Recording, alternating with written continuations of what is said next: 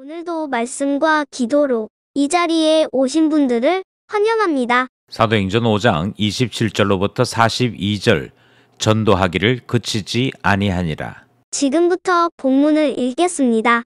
그들을 끌어다가 공회 앞에 세우니 대제사장이 물어 이르되 우리가 이 이름으로 사람을 가르치지 말라고 언금하였으되 너희가 너희 가르침을 예루살렘에 가득하게 하니 이 사람의 피를 우리에게로 돌리고자 함이로다. 베드로와 사도들이 대답하여 이르되 사람보다 하나님께 순종하는 것이 마땅하니라.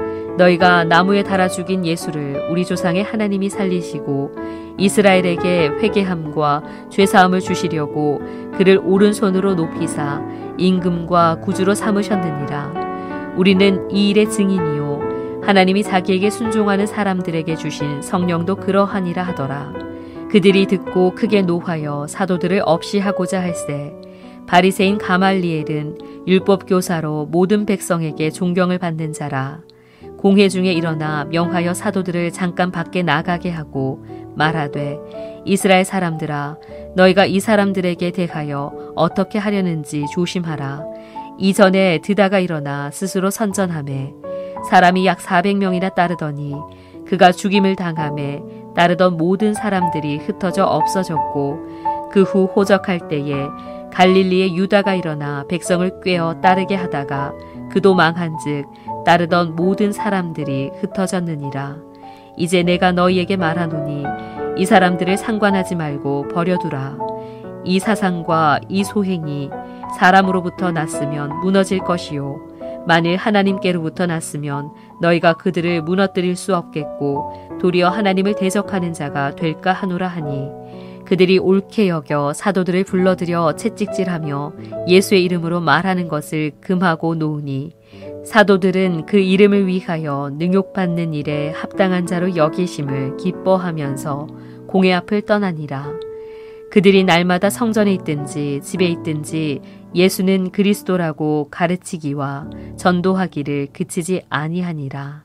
본문 전체 이해와 본문 해석입니다. 대제사장과 대제사장이 속해 있는 사두개파는 사도들을 다시 붙잡아서 그들의 재판장에 세우는 일을 우리가 어제 본문에서 확인할 수 있었습니다. 그렇지만 백성들이 두려워 함부로 대하지 못하고 이 종교 재판은 그들이 원치 아니하는 방향으로 진행하게 되지요.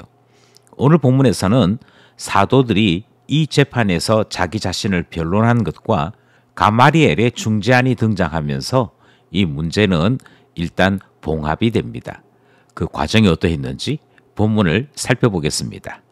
첫 번째 문단은 27절로부터 29절입니다. 순종의 대상.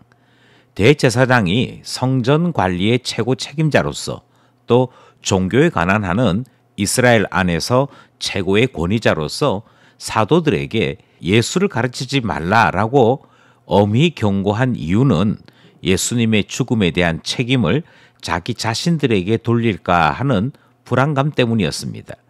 하지만 사도들은 대제사장이 자신의 권위로 명령과 제재를 행한다 할지라도 사도들은 사람보다는 하나님께 순종하는 것이 마땅하다라는 대답으로 응수하게 되지요.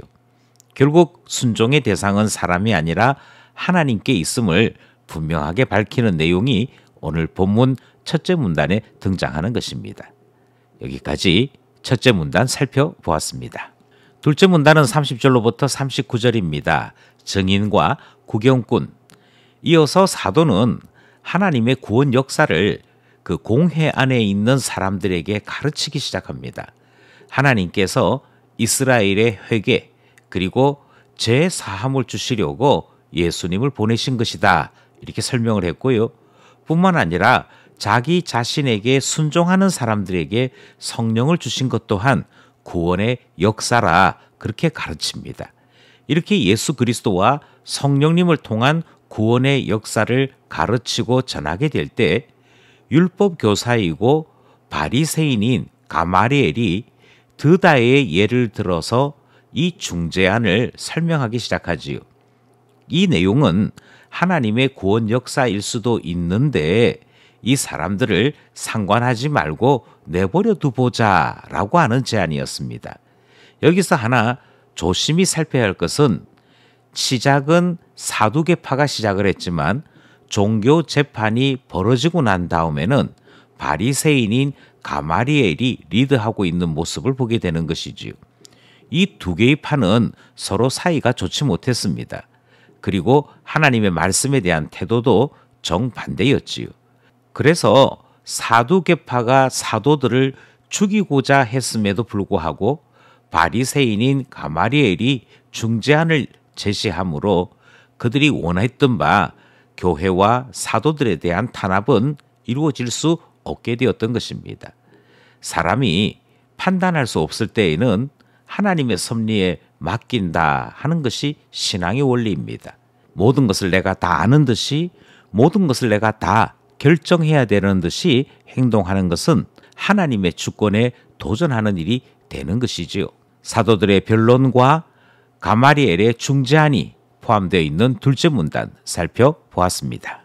마지막 셋째 문단은 40절로부터 42절입니다. 맞고도 기뻐하는 증인들.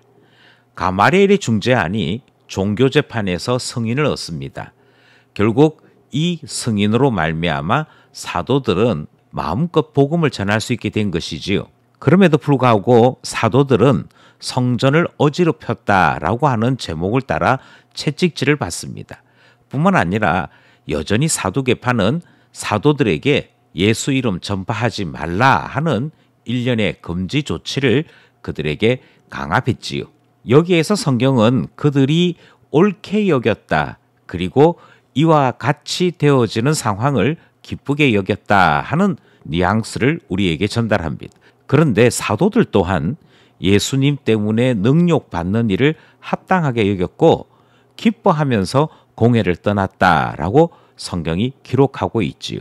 복음을 방해하던 당시의 기독권자들이 사도들을 채찍질하고 핍박했음을 기뻐한 반면 사도들은 예수님 때문에 뺨을 맞고 모욕당하는 것을 합당하게 여겼기에 모두가 다 기뻐하는 일이 되었던 것을 우리가 본문을 통해 확인할 수 있습니다.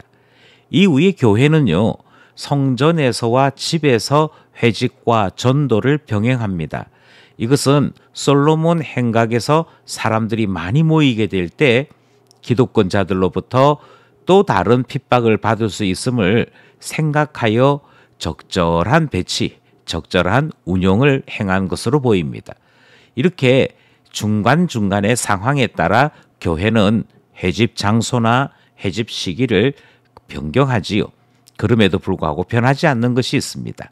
그것은 집이든 성전이든 또 그들이 회집을 하든 전도를 하든 그들이 항상 가르쳤던 것은 예수 그리스도, 예수가 그리스도 된다는 사실을 전했던 것이지요. 예수를 주로 고백하는 일이 얼마만큼 놀라운 일인지, 그리고 그것을 전할 수 있는 것은 얼마만큼 기쁨이 되는 일인지를 사도들이 그들의 모습을 통해, 삶을 통해 보여주었던 마지막 문단 살펴보았습니다. 말씀을 따라 기도하며 결단해 봅시다. 첫 번째 기도 제목은요, 사도들이 고백했던 그 유명한 말씀을 다시 한번 기억하면서 기도하게 됩니다. 사람보다 하나님께 순종하는 것이 마땅하니라. 그러므로 기도하기를 하나님께서 원하시는 바, 하나님께 순종하는 자, 곧 하나님께서 흠없고 거룩한 하나님 자녀로 우리를 이끄실 때 하나님께 순종하여 하나님의 자녀로 합당하게 서는 것이 순종하는 일이 될 것입니다.